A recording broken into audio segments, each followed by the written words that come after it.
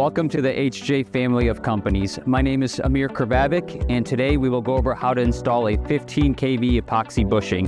The first step will be to remove the nut and gasket and set that aside. Next, we will want to clean the part. So here I have some isopropylene and a lint-free cloth. What I'll do is I'll spray the cloth down and wipe the bushing down nicely. We just want to make sure there's no contaminants entering the tank.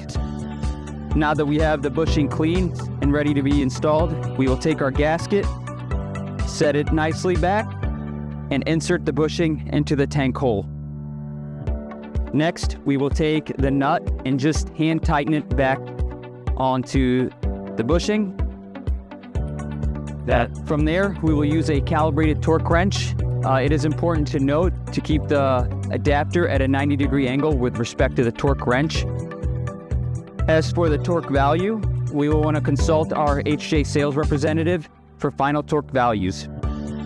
So we'll take the nut and just tighten it until we hear that desired torque value. All right. And there you have it, the install of a 15 kV epoxy bushing.